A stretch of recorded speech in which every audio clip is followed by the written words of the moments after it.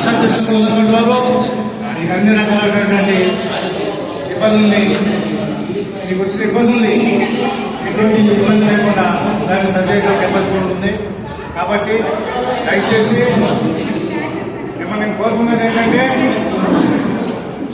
మీకు ఏ విషయాలు సరే మన వాల్యూ మీడియేటర్స్ వ్యవస్థ ఇంటిపడకుండా దీన్ని ముందుకు తీసుకుంటూ మీ యొక్క అవసరాలు తీర్చుకుంటూ కుటుంబాల వైపు చూసుకుంటూ జాగ్రత్తగా వ్యవహరించుకుంటూ మన మేనేజ్మెంట్ మీలో వ్యవస్థకి చట్టమే రాకుండా చట్టమే నడుస్తారని నేను ఆశిస్తాను.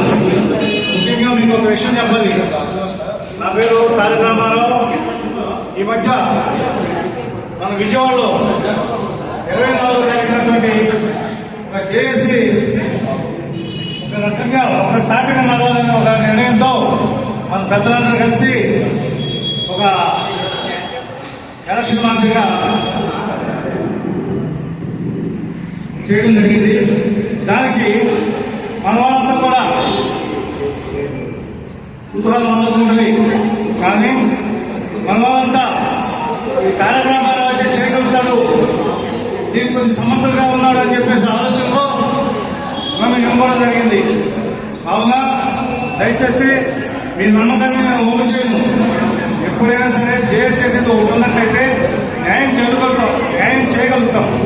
4 వర్గాలు ఈ వర్క్ పోతేనే అయిపోతాయి తప్ప ఎవరికి న్యాయం జరగదు.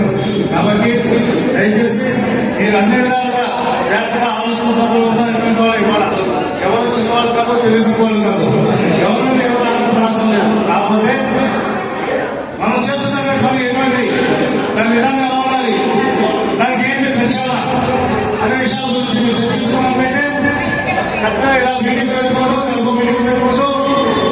దానికి అధ్యక్షులు మీరు ఆహ్వానించినట్లయితే నిర్వహించుకుంటూ ఇటువంటి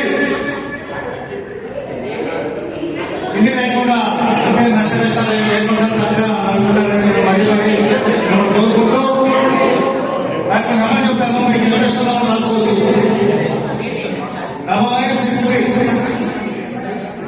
9963 193 293 9963 193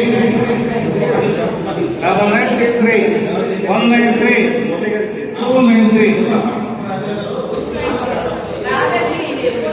ఎల్లవేళ మీకు అనుసంధానంగా ఉంటాం. కాబట్టి నేను మాటిస్తూ మీకు చక్కగా ఆయన ఈరోజు ఇది వాట్సాప్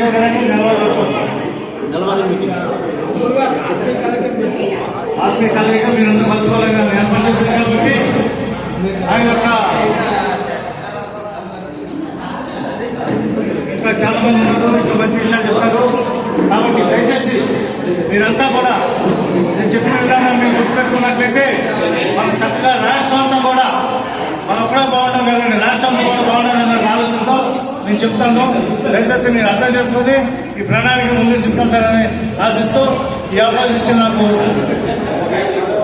అందరికీ నా ధన్యవాదాలు తెలియజేస్తూ కనిపిస్తాను.